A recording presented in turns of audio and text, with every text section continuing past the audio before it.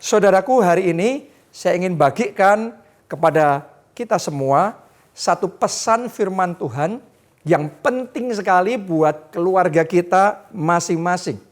Judulnya adalah Nurture Your Family atau rawat keluarga Anda. Nah, ini penting. Ya, penting sekali untuk kita merawat keluarga kita. Karena keluarga kita itu kepercayaan yang Tuhan berikan kepada kita. Anda harus sadar, pernikahan saudara, hubungan Anda sama pasangan, hubungan saudara sama orang tua, hubungan saudara sama anak-anak, saya mau katakan itu kepercayaan dari Tuhan. Karena itu rawat keluarga saudara. Mari kita baca 2 Timotius 1 ayat 14. Peliharalah harta yang indah yang telah dipercayakannya kepada kita oleh Roh Kudus yang diam di dalam kita. Oke, di ayat ini saudaraku, Rasul Paulus memberikan satu nasihat yang indah sekali, yaitu peliharalah harta yang indah yang telah dipercayakannya kepada kita. Harta apa saja yang sudah Tuhan percayakan sama saudara? Ada begitu banyak. Tentunya yang utama adalah harta rohani. Anugerah keselamatan itu perlu dipelihara. Kehidupan rohani kita itu perlu dirawat dengan sungguh-sungguh. Makanya saudara ibadah setiap minggu seperti ini, ya, karena kita harus memelihara kehidupan rohani kita. Pelayanan yang Tuhan percayakan kepada kita. Ya, juga saudara perlu merawat setiap berkat yang Tuhan percayakan. Apa saja berkat secara jasmani yang Tuhan percayakan. Ya mungkin rumah saudara, mungkin mobil, mungkin sepeda motor. Saya mau katakan setiap berkat yang Tuhan percayakan, jangan lupa rawat dan pelihara dengan sungguh-sungguh. Oke, ya. Kenapa? Karena itu kepercayaan dari Tuhan. Nah, tapi saya perlu ngomong begini. Dari sekian banyak yang Tuhan percayakan sama kita, ada satu yang sangat spesial sekali yang hari ini kita akan pelajari, yaitu keluarga. Sadarilah keluarga saudara adalah harta yang indah yang perlu untuk dirawat, yang perlu untuk dipelihara dengan sungguh-sungguh. Saya berdoa, saudara semua jemaat keluarga Allah, ada anointing to see, ada urapan untuk bisa melihat, sehingga kita bisa menyadari keluarga kita itu harta yang tak ternilai harganya. Pernikahan kita itu harta yang sangat luar biasa sekali.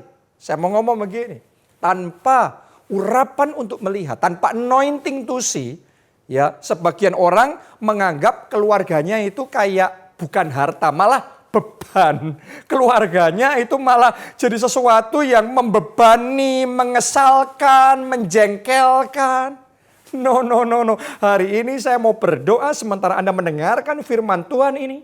Roh Kudus menjamah saudara. Roh Kudus mencelikkan mata rohani kita. Supaya ketika kita melihat hubungan kita sama pasangan kita, pernikahan kita, itu harta yang Tuhan percayakan sama kita. Waktu kita melihat hubungan kita sama orang tua, sama anak-anak kita, keluarga kita adalah harta yang sangat berharga, yang value-nya sangat luar biasa. Gak peduli keadaan keluarga saudara, pernikahan saudara, seperti apa saat ini, saya mau katakan sesuatu yang berharga tetap berharga. Sama seperti ibaratnya emas. Ya, emas itu mau kotor, mau diinjak-injak, mau ada di tempat sampah, saya mau katakan emas tetap berharga. Mungkin gak cantik, mungkin gak indah kondisinya sekarang ini, tapi yang berharga tetap berharga. Jadi saya berdoa di dalam nama Tuhan Yesus, engkau menyadari sadari sekarang dengan sungguh-sungguh keluarga saudara berharga. Anak-anak saudara berharga. Pasangan saudara berharga, orang tua saudara berharga. Dan itu Tuhan percayakan sama kita. Dan Tuhan memberi perintah kepada kita, peliharalah, jagalah, rawatlah dengan sungguh-sungguh. Karena sesuatu yang berharga, tadi saya sudah ngomong tentang berharga ya. Tapi berharga beda sama indah. Oke, kalau berharga dia tetap berharga. Tapi yang berharga kalau nggak dirawat, kalau nggak dijaga, nggak dipelihara dengan baik, jadinya nggak indah. Ya, sekalipun itu berharga. Hanya ketika kita mau merawat, mau menjaga dan memelihara, maka yang berharga tadi jadi indah. Ibaratnya Anda punya mobil. Ya, kalau saudara punya mobil, ya mobilnya bagus, mobilnya mahal, tapi nggak pernah dirawat, nggak pernah dibersihkan, nggak dipelihara dengan baik. Mobil itu boleh berharga, tapi nggak cantik, tapi buram, tapi jelek. Oke? Ya, hanya ketika mobil itu dirawat, maka sesuatu yang berharga akan memancarkan keindahannya. Saya berdoa, mulai hari ini ada keindahan yang terpancar dalam pernikahan saudara. Ada keindahan yang terpancar di dalam keluarga saudara. Saya berdoa mulai hari ini terang Tuhan datang. Kemuliaan Tuhan terbit buat keluarga saudara, keluarga Anda jadi keluarga yang bersinar, yang harmonis, yang bahagia, penuh sukacita, penuh berkat Tuhan yang melimpah. Itu sebabnya perlu dipelihara, perlu dirawat. Jadi buka hati saudara yang selama ini mungkin sibuknya ngurusin yang lain. Ngurusin pekerjaan, ngurusin ini, ngurusin itu. Saya mau ngomong semuanya penting. Tapi jangan lupa keluarga saudara lebih penting dari pekerjaan saudara. Keluarga saudara lebih penting dari mobil saudara. Keluarga saudara lebih penting dari hewan peliharaan saudara. Keluarga saudara lebih penting dari gadget, dari handphone saudara. Keluarga saudara adalah harta yang indah yang dipercayakan Tuhan kepada kita untuk kita pelihara, rawat dengan baik. Oke. Dan sama-sama merawatnya, saya mau ngomong sama saudara di ayat yang kita baca tadi, diberi petunjuk cara merawat keluarga kita adalah dengan pertolongan Holy Spirit. Dengan pertolongan Roh Kudus. Ya karena jujur saudaraku ya, kita sebagai manusia terbatas. Kalau kita berusaha untuk merawat, menjaga keluarga kita, dengan kekuatan kita, dengan hikmat kita sendiri, terbatas. Tapi kalau Roh Kudus yang menolong, Roh Kudus ikut campur di dalam keluarga saudara. Ada kasih yang dari Tuhan, ada hikmat yang dari Tuhan. Saya mau katakan sama saudara, keluarga saudara bukan hanya keluarga yang berharga, tapi keluarga saudara akan memancarkan keindahan kemuliaan Tuhan. Jadi itu sebabnya saya ajak saudara mulai saat ini undang Roh Kudus masuk di dalam keluargamu. Libatkan Tuhan di dalam keluarga saudara. Jangan lupa loh ya, bahwa Tuhan bukan hanya yang menciptakan kita. Dalam Alkitab Anda bisa pelajari Tuhan itu yang menciptakan Adam. Tapi setelah itu dia juga menciptakan Hawa, ya. Dan kemudian Tuhan yang mempertemukan, Tuhan yang mempersatukan mereka. Berarti Tuhan yang menciptakan pernikahan. Tuhan yang membangun keluarga. Artinya Tuhan tahu E sampai Z tentang keluarga. A sampai Z tentang keluarga Tuhan tahu. Jadi kalau saudara butuh ngerti gimana membangun pernikahan yang bahagia, kuncinya libatkan Tuhan. Kalau Anda butuh tahu bagaimana ya membangun keluarga yang harmonis, yang bahagia, saudara perlu melibatkan Tuhan. Jadi mari buka hati kita saat ini, ya, dan kita undang Tuhan masuk di dalam pernikahan kita, masuk di dalam keluarga kita, mulai berkarya dan bekerja di dalam keluarga kita. Saya berdoa bulan ini, bulan pemulihan keluarga terjadi dalam keluarga saudara. Bulan ini bulan pemulihan pernikahan terjadi di dalam pernikahan saudara. Undang Tuhan, libatkan Roh Kudus dalam keluarga saudara. Yang kedua, saudara juga butuh mempelajari buku manual, buku panduan utama yang Tuhan berikan kepada kita tentang pernikahan dan keluarga. Ya, saya bacakan dulu di Amsal 24 ayatnya yang ketiga. Ditulis begini, dengan hikmat. Coba saudara katakan, hikmat. Saudara katakan, aku butuh hikmat. Oke? Ya, dengan hikmat rumah didirikan, termasuk rumah tangga didirikan, pernikahan didirikan, keluarga didirikan. Itu bisa didirikan dengan hikmat. Dengan kepandaian. Dalam bahasa Inggrisnya ya understanding, pengertian, pemahaman. Ya, itu apa tadi? Rumah tangga. Keluarga ditegakkan. Dalam bahasa Inggrisnya establish. Kokoh, mantap, kuat.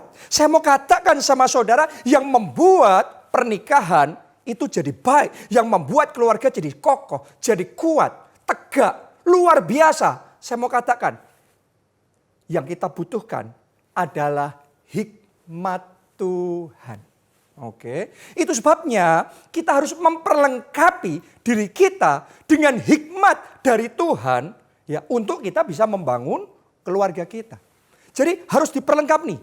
Ya, Anda harus belajar gimana sih membangun pernikahan yang diajarkan oleh Tuhan itu. Gimana sih jadi suami yang baik, jadi istri yang baik. Gimana caranya kita parenting, ya, mendidik, membesarkan, mengajar anak-anak kita dengan benar. Gimana sih komunikasi dalam keluarga? Gimana sih mengelola keuangan di dalam keluarga? Saya mau katakan sama saudara, untuk semuanya tadi butuh hikmat, butuh belajar. Dan Alkitab yang Tuhan berikan kepada saudara dan saya isinya buku hikmat. Itu buku manual, itu panduan utama kalau kita mau bangun pernikahan yang indah, keluarga yang bahagia. Anda butuh menerima dan diperlengkapi sampai terdidik dan terlatih dengan hikmat Tuhan. Oke, karena tanpa hikmat, Hosea ngomong begini. Hosea 4 ayat 6a berkata, umatku binasa karena tidak mengenal Allah. Oke, dalam bahasa Inggrisnya ditulis my people are destroyed for lack of knowledge. Jadi rumah tangga itu bisa rusak, bisa berantakan, bisa kacau karena lack of knowledge. Karena kurangnya pengetahuan, karena kurangnya hikmat, karena kurang belajar, karena tidak terdidik dan tidak terlatih dengan hikmat Allah. Itu sebabnya mari kita sekarang komitmen memperlengkapi diri kita dengan hikmat Allah di dalam membangun rumah tangga kita, membangun pernikahan dan keluarga kita, sehingga keluarga kita jadi keluarga yang indah, jadi keluarga yang bahagia di dalam Tuhan. Oke, nah mungkin saudara penasaran ya, gimana sih cara membangun keluarga yang bahagia dalam Tuhan? Sebenarnya enggak rumit, sebenarnya sederhana, tapi kadang-kadang yang sederhana saja orang gagal untuk mengerti, untuk memahami. Makanya butuh pemahaman, butuh understanding, butuh wisdom. Hari ini saya berdoa hatimu juga terbuka, bukan cuma pikiran. Karena kalau pikiran terbuka, hatinya belum siap, gak bisa nerima. Oke, jadi hari ini saya berdoa pikiran dan hati saudara terbuka, siap menerima hikmat dari Tuhan. Supaya hikmat yang sederhana ini Anda bisa cerna. Kalau Anda bisa cerna, bisa nangkep, Anda lakukan. Saya mau katakan, pemulihan pasti Tuhan kerjakan di dalam keluarga saudara. Anda ready? Terima hikmat dari Tuhan? Hatimu siap? Hatimu terbuka? Mau ngalami pemulihan dari Tuhan? Oke, saudaraku. Yang pertama, ya saya mau bagikan kepada saudara petunjuk hikmat Tuhan untuk merawat pernikahan bagi istri. Ya, saya mau bicara sama para istri dulu. Kita baca di Efesus 5 ayatnya yang ke-22 sampai ayat yang ke-24. Saya yakin mungkin para istri ketika saya sebut ayat ini sudah curiga nih. Ini jangan-jangan ayat yang itu. Oh yes, oke. Apa itu? Saya bacakan ya. Hai istri. Ini Tuhan ngomong sama istri loh. Saudara para istri yang mendengarkan ini Tuhan ngomong sama saudara. Oke. Hai istri. Tunduklah kepada suamimu seperti kepada Tuhan. Ini Alkitab. Saya mau tanya, Anda waktu dengar ini, pikirannya cuma ngerti atau hatinya ready, mau terima firman Tuhan? Hatinya siap enggak? Hatinya terbuka enggak? Kadang-kadang alasan kenapa keluarga kita masih belum bisa dipulihkan. Karena kita yang belum mau menerima firman Tuhan. Kita belum mau diperlengkapi dengan hikmat Tuhan. Saya berdoa hari ini Roh Kudus jamah hati saudara. Anda terima hikmat ini. Hikmat ini penetrasi masuk di dalam spirit, di dalam hati saudara dan membawa pemulihan. Oke, saya lanjutkan dulu ayat 23. Karena suami adalah kepala istri. Ya. Oke, sama seperti Kristus adalah kepala jemaat. Dialah yang menyelamatkan tubuh. Karena itu, sebagaimana jemaat tunduk kepada Kristus, demikian jugalah istri kepada suami dalam segala sesuatu. Ini firman Tuhan. Mungkin ada para istri yang cukup cerdas dan ngomong, itu kan yang nulis Rasul Paulus, Pak. Gak menikah dia, mana ngerti urusan keluarga. Oke. Saya sekarang bacakan ayat yang lain di 1 Petrus 3, ayat yang pertama. Ditulis begini. Kali ini yang ngomong siapa? Petrus. Ini surat yang ditulis Petrus. Demikian juga kamu. Hai istri-istri yang merasa istri, tolong dong pegang dadanya. Ngomong dong, ini firman untuk saya. Oke, apa nasihat firman Tuhan?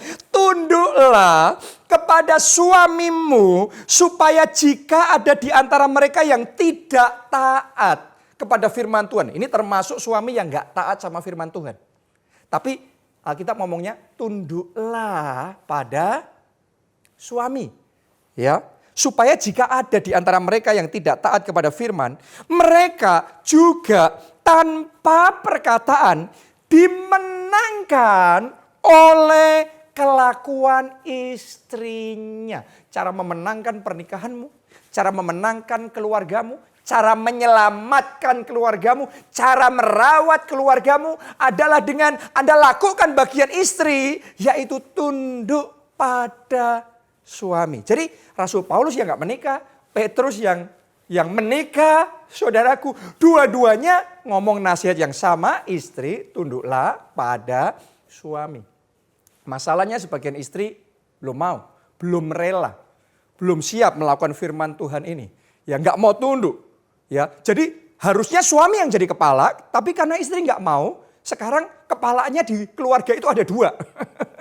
Anda pernah ngelihat nggak orang kalau kepalanya dua? Aneh kan, kayak makhluk luar angkasa kan?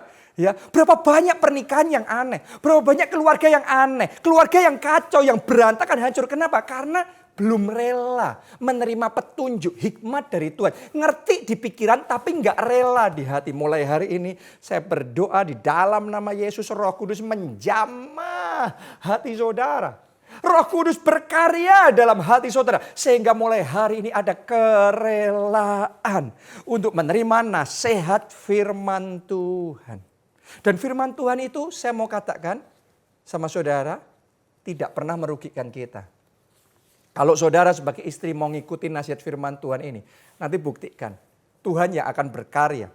Justru suami saudara kalau saudara tunduk, dia merasa aman, dia merasa dihargai, dia merasa dihormati selayaknya, justru suami saudara akan berkembang jadi kepala keluarga, jadi imam dalam keluarga, jadi suami yang baik yang mengayomi istri, mengayomi anak-anaknya, jadi suami yang mencapai potensi maksimal yang Tuhan berikan di dalam kehidupannya. Jadi lakukan bagian saudara sebagai istri, tunduk pada suami.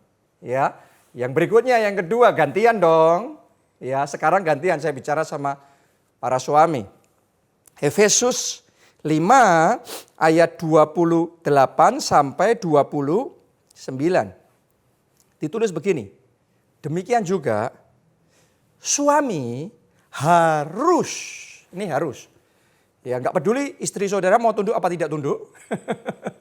Tapi saudara suami harus mengasihi istrinya sama seperti tubuhnya sendiri. Berarti para suami perintah Tuhan adalah engkau mengasihi istri sama seperti engkau mengasihi tubuhmu sendiri. Mengasihi dirimu sendiri. Jadi kalau saudara maunya menang, harusnya saudara juga mau istrimu menang. Kalau saudara maunya enak, nyaman, gak repot, harusnya saudara juga mau istrimu gak repot. Istrimu nyaman, enak. Oke, ya. Jadi kalau ada ada perdebatan saling ngomong dengan yang lain. Ingat baik-baik pesan firman Tuhan. Hai suami, suami harus mengasihi istri seperti mengasihi tubuhnya sendiri, dirinya sendiri. Ya, Paulus pintar nih. Dia ngomong begini. Siapa mengasihi istrinya, mengasihi dirinya sendiri. Yes. Kalau saudara mengasihi istri saudara, kita ngomong Anda sebenarnya mengasihi dirimu sendiri. Kenapa? Kalau istrimu merasa dikasihi, dipedulikan, dingertiin, diayomin, dia happy. Happy wife, happy husband, happy family. Oke, istri kalau bahagia, suaminya ikut bahagia. Keluarga itu pasti bahagia. Jadi akhirnya yang untung ya kita sendiri. Makanya Paulus pintar sekali dia ngomong kayak gini. Ayat yang ke-29. Sebab tidak pernah orang membenci tubuhnya sendiri, tetapi mengasuhnya. Oke. Dan merawatinya. Jadi harus dirawat ya.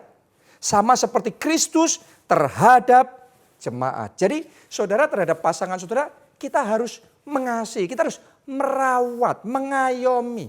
Saya sendiri belajar untuk jadi pelaku firman Tuhan ini. Saudaraku, ya, jadi suami yang mengasihi, suami yang berusaha ngerti. Kadang-kadang itu jadi tantangan juga tentunya buat saya, buat saudara para suami. Kalau ada perbedaan, ya, itu menjadi satu tantangan. Tetapi saya berusaha untuk menerima hikmat yang dari Tuhan ini, bukan cuma ngerti dan setuju di pikiran, tapi rela dalam hati, ya, untuk melakukan firman Tuhan ini, mengasihi, mengayomi, ngertiin istri kita. Ya, sejak bangun pagi saudaraku, saya berusaha terlebih dahulu menyatakan kasih saya. Saya biasanya kalau pagi bangun, saya doa dulu. Saya firman dulu. Ya, jadi doa dan firman penyembahan dalam hadirat Tuhan, kepenuhan Roh Kudus, berjam-jam bersekutu intim sama Tuhan. Ya. Nah, setelah itu biasanya berapa waktu kemudian saya bangunkan istri saya, ya. Dan ketika saya membangunkan istri saya ngerti start satu hari itu menentukan setting sepanjang hari. Kalau startnya sudah nggak bagus dulu, startnya nggak enak dulu, sepanjang hari omongan jadi nggak enak, suasana nggak enak, hubungan jadi nggak enak. Ya, itu sebabnya pagi hari saya belajar men-setting hari itu jadi indah, jadi baik. Jadi saya bangunin dia, saya cium dia, ya, saya sayang dia, saya peluk dia, dan dia merasa ada kasih Tuhan, ya. Dia merasa happy di situ. Dan saya mau ngomong sama saudara, kalau paginya sudah oke, paginya happy, sepanjang hari lebih ceria, lebih happy, ngomongan jadi gampang, suasana jadi indah, keluarga jadi bahagia. Ya. Jadi dalam hal-hal yang kecil seperti itu, sebagai suami kita menunjukkan, memanifestasikan. Karena kasih itu ya di pikiran, ya di hati, tapi dimanifestasikan juga di dalam tindakan, dalam action. Itu yang akan membuat keluarga kita jadi indah. Itu cara sebagai suami merawat keluarga, merawat pernikahan. Oke, itu yang kedua. Yang ketiga sekarang, karena dinamika dalam keluarga ini lengkap ya. Ada suami istri, tapi ada juga orang tua dan anak. Nah, sebagai orang tua, tantangan yang sangat besar di dalam keluarga adalah mendidik, membesarkan anak. Karena orang boleh sukses dalam pekerjaan, dalam karir, tapi belum tentu berhasil di dalam mendidik anak. Benar apa tidak? Di Alkitab berapa banyak nama besar, ya hebat luar biasa, tapi belum berhasil, tidak berhasil dalam mendidik anak. Coba Anda ingat gak Imam Eli? Ya sebenarnya dia luar biasa, dia imam besar saudaraku.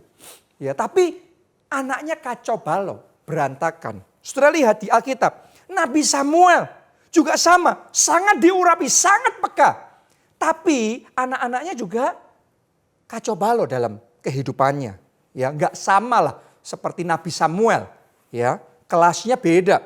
Daud orang yang diurapi Tuhan luar biasa. Tapi urusan keluarga juga kadang-kadang agak kacau balau juga. Salomo orang yang katanya berhikmat pun. Tapi waktu urusan keluarga aduh.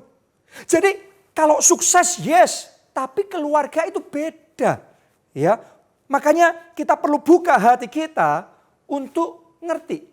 Terima hikmat Tuhan. Gimana sih membesarkan anak? Ya, kalau saya ngomong sama saudara belajar dari Tuhan Yesus. Tuhan Yesus itu punya anak-anak rohani, yaitu murid-muridnya.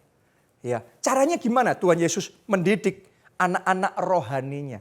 Sederhana saudaraku, Tuhan Yesus selalu punya quality time, punya waktu yang berkualitas bersama dengan murid-muridnya. Tuhan Yesus membangun kedekatan sama murid-muridnya. Tuhan Yesus lembut sama murid-muridnya. Bahkan Tuhan Yesus memasakkan ya, Tuhan Yesus menyiapkan ikan bakar buat murid-muridnya, membasuh kasih mereka. Jadi itu semua kasih, love yang dimanifestasikan di satu sisi.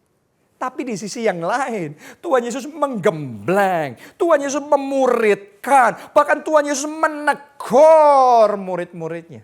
Jadi dalam mendidik anak itu perlu kasih yang utama, tapi yang kedua perlu ketegasan. Ada balance nih, ada keseimbangan antara tegas dan lembut, antara kasih dan tegas.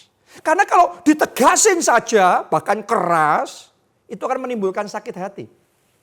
Ya, tapi kalau cuma dilembutin, disayangin aja, jadinya manja.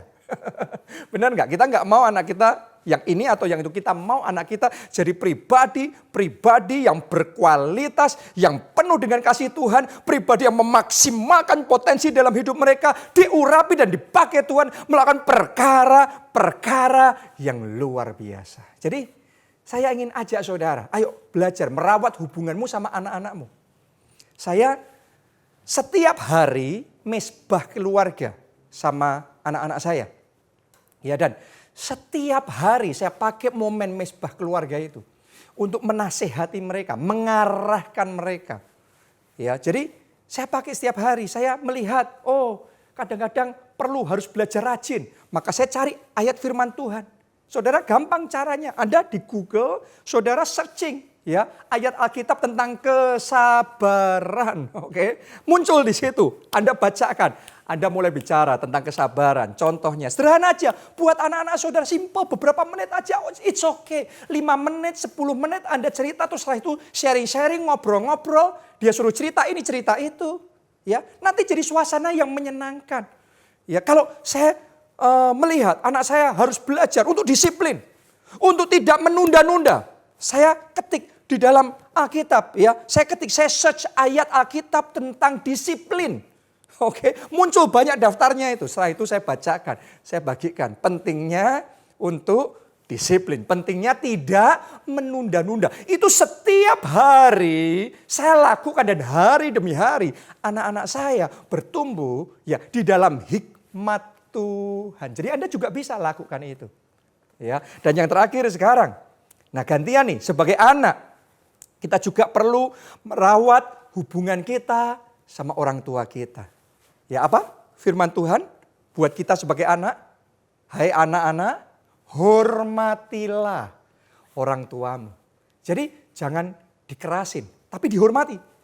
Jangan dikerasin, jangan dilawan, jangan diberontak, tapi dihormati. Mungkin Anda tanya, lah kalau orang tua saya keras sewenang-wenang sama saya gimana? Paling tidak kalau saudara belum bisa menguasai diri dengan baik, saudara jangan jawab yang akhirnya menyakiti dan merusak hubungan. Tetap jaga respect di dalam keluarga, hormati orang tua saudara. Ya, dan juga bukan cuma menghormati seperti itu loh ya. Salah satu bentuk hormat itu adalah perhatian. Ya, berikan perhatian kepada orang tua saudara.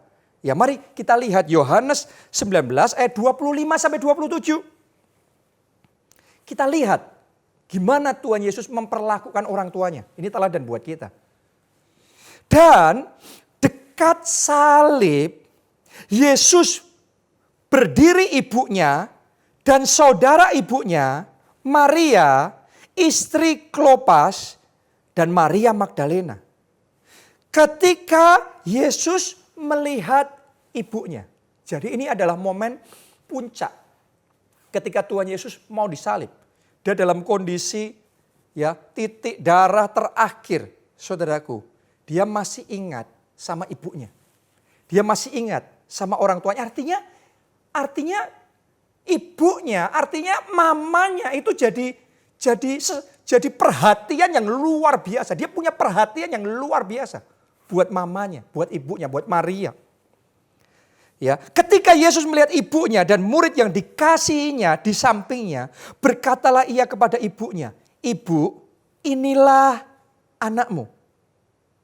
Kemudian katanya kepada muridnya, "Inilah ibumu."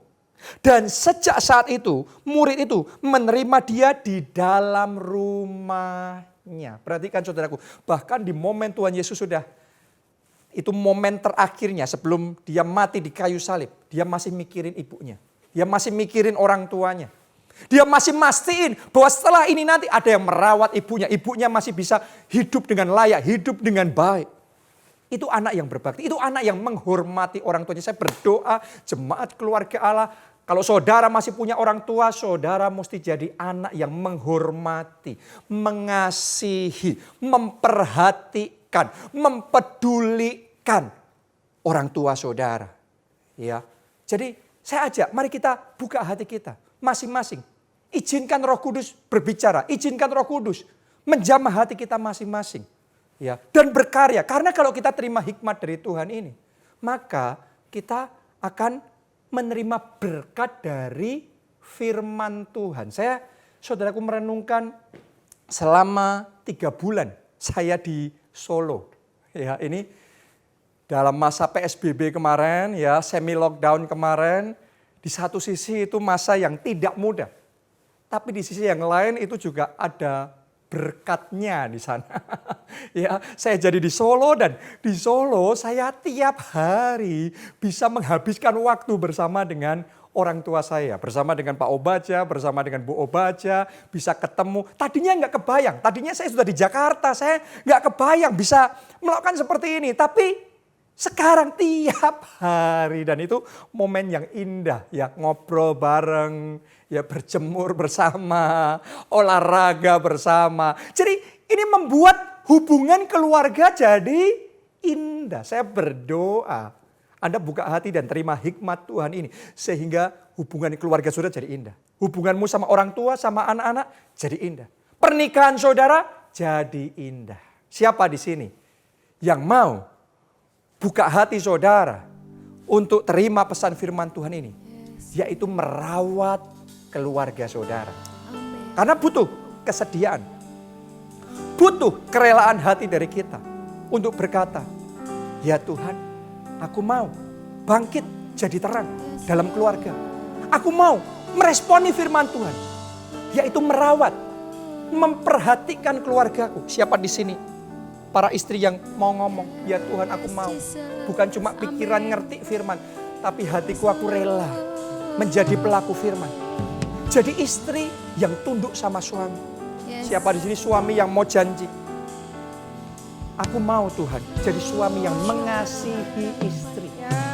Para orang tua ambil komitmen saat ini di hadapan Tuhan untuk mengasihi anak-anak saudara, memperhatikan anak-anak saudara. Dan juga anak-anak saudara menghormati orang tua. Saudara memperlakukan orang tua saudara dengan respect. Saudara memberikan perhatian bagi orang tua saudara.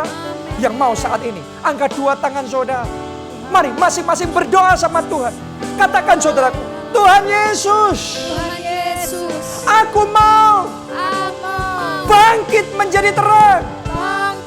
Merawat keluargaku sesuai hikmat firman Tuhan. Mari semuanya masing-masing berdoa, masing-masing berdoa. Kalau Roh Kudus ingatkan sesuatu, kalau Roh Kudus bicara sesuatu kepada saudara, mari katakan, ya Tuhan, aku percaya ada berkat dalam firman Tuhan. Aku mau taat firman Tuhan. Aku mau jadi pelaku firman Tuhan. Aku mau merawat keluargaku.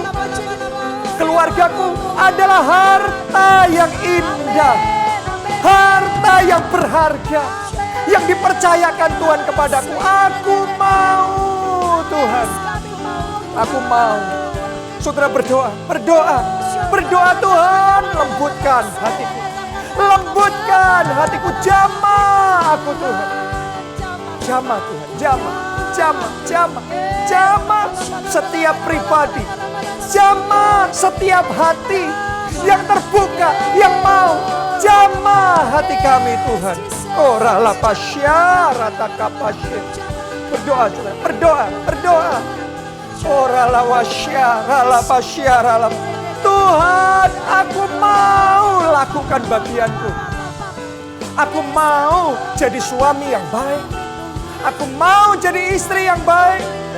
Aku mau jadi orang tua yang baik. Jadi anak-anak yang baik, yang bangkit menjadi terang dalam keluarga, yang merawat keluarga. Dan saya mau ngomong begini sama saudara, untuk melakukan semuanya itu, sebagai manusia kita terbatas. Mungkin saudara juga sudah pernah mencoba melakukannya, tapi Anda merasa gagal, Anda merasa nggak sabar, Anda merasa jengkel, marah, masih kacau balau semuanya. Karena itu saya ngomong begini sama saudara, kita butuh pertolongan Roh Kudus. Oke? Karena kasih kita terbatas. Kasih Tuhan tidak terbatas. Cara kita ngomong, komunikasi kita terbatas. Makanya kadang-kadang kalau kita ngomong tambah kacau, tambah salah paham. Kita butuh campur tangan Roh Kudus. Karena Roh Kudus sanggup jamah, Roh Kudus sanggup atur, Roh Kudus sanggup lembutkan hati yang keras. Roh Kudus sanggup membawa dan mengerjakan pemulihan di dalam keluarga saudara. Jadi kita butuh Roh Kudus.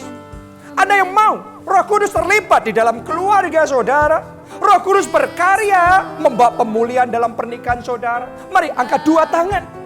Semuanya ikuti doa saya. Dengan keras katakan, ya Roh Kudus, berkaryalah, bekerjalah dalam keluargaku. Mari semuanya berdoa. Ya Roh Kudus, jamah hati ini. Lembutkan hati yang keras. Jamah aku. Jamah pasanganku, jamah anak-anakku, jamah orang tuaku. Kami perlu Engkau ya Roh Kudus. Curahkan kasih-Mu yang besar. Curahkan anugerah keselamatan. Curahkan ya Roh Kudus. Curahkan, ora la pasya. Yes. Ya, saat ini Tuhan, jamah. Setiap hati yang terbuka, jamah. Setiap pernikahan, setiap keluarga, jamah. Nyatakan kuasa-Mu, nyatakan kemuliaan-Mu dalam hidup kami, dalam keluarga kami. Thank you Jesus. Terima kasih Tuhan. Ajaib, dahsyat, luar biasa Engkau Tuhan. Kami tahu sesuatu sudah terjadi. Sesuatu sedang terjadi. Pemulihan dalam keluarga kami. Terima kasih Tuhan. Terima kasih. Lanjutkan dan sempurnakan karyamu. Dalam nama Tuhan Yesus kami berdoa. Semuanya katakan amin. Amin. Amin.